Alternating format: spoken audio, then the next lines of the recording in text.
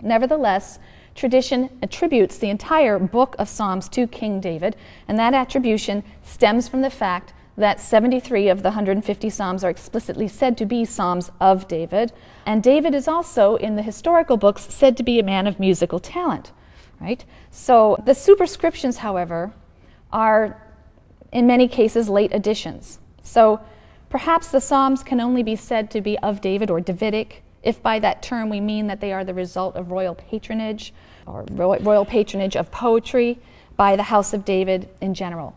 The biblical text itself lists other authors for some of the Psalms. So 72 is ascribed to Solomon. Number 90 is ascribed to Moses. Others are ascribed to Assaf and the sons of Korah. Korah is an ancestor of a priestly family. Some of them are clearly post-exilic. Number 74 laments the destruction of the temple. Number 137, by the rivers of Babylon, there we sat and wept as we thought of Zion. It's clearly from the perspective of the exile. So what we have is an anthology of religious expressions deriving from many centuries of Israel's history. So despite the claim of religious tradition that the Psalms were penned by David, it's clear that they were not all penned by David. Some of the Psalms are oriented toward community worship. Some of them are oriented more to individual worship. But in ancient Israel, there really isn't always a sharp distinction between the two. The ancient Israelite in the temple prayed to God as a member of a larger community bound by a covenant, and not as a lone individual.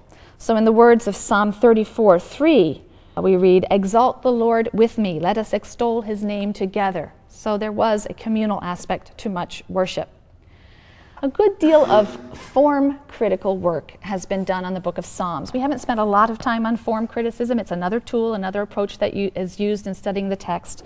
But the pioneer in this area was a man named Hermann Gunkel. I think I've mentioned him before. His work, particularly in the book of Psalms, was forwarded by Sigmund Mowinckel. Form critics look at the forms that are used in the construction of Psalms, and they classify Psalms according to their forms, or their literary genre, if you will. And then they attempt to place these literary types or genres within their cultic setting or their Sitz im Leben. You know, what would have been the circumstances under which such a psalm would have been written or performed. In general, the Psalms can be categorized formally and thematically in a number of different ways. The very serious form critics will give you upwards of 13, 14, 15 or more different forms for the psalm.